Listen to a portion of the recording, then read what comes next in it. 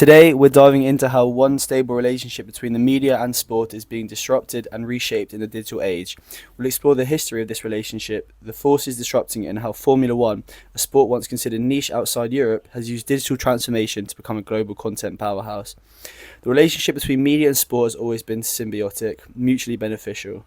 In the early 20th century, radio broadcasts brought live commentary of sports to national audiences. With the rise of television, sports events became prime-time content. F1 began broadcasting in the 1950s, but it wasn't until the 1980s and 90s, under Bernie Ecclestone's leadership, that F1 sold centralized TV rights, turning into a commercially profitable global broadcast product. This era followed the content scarcity and the attention's abundance model. Broadcasters needed unique, live content to fill schedules, and sport like F1 delivered. In return, sports gained mass exposure and ad revenue. F1 races became weekend TV staples, and while the sports remained Eurocentric, traditional media helped expand its global finance and fan base, especially in Asia and South America.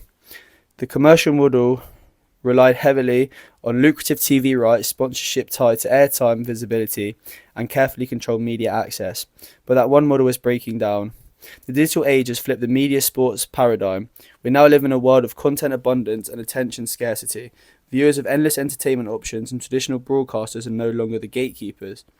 In sport, this shift is driven by streaming services, social media platforms, fan-driven content, and a younger digital native audience.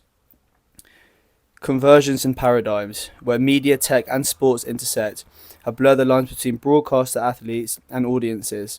Fans expect more than a Sunday broadcast. They want behind-the-scenes access, highlights, memes, interactive experiences, on demand, on mobile, and on their terms.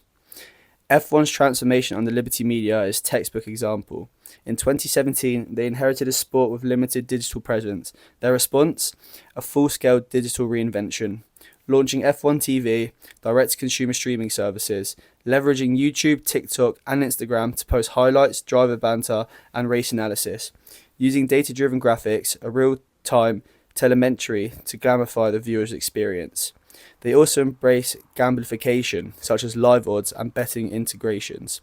Gambling, such as Fantasy F1, team radio polls, and the short video revolution, making F1 content viral, fast-paced, and algorithm-friendly. Importantly, their success isn't measured just in ratings anymore. It's in engagement, reach, social shares, and fan sentiment. Let's focus on how F1 embodies this digital media sport relationship.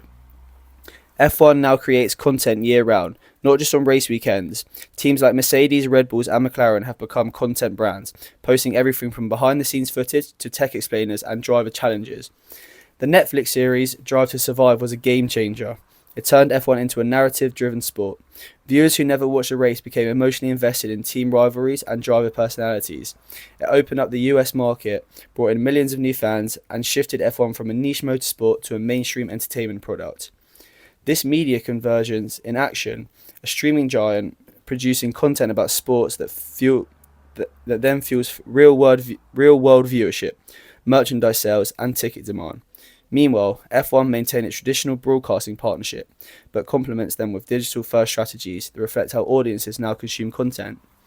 The media-sport relationship is no longer a one-way street controlled by broadcasters. It's a dynamic, multi-platform ecosystem shaped by algorithms, fan interaction, and real-time content. Formula One's digital renaissance shows how traditional sport can adapt and thrive by embracing disruption, evolving its storytelling, and meeting fans where they are, online, on mobiles, and always connected. Thanks for listening. Until next time.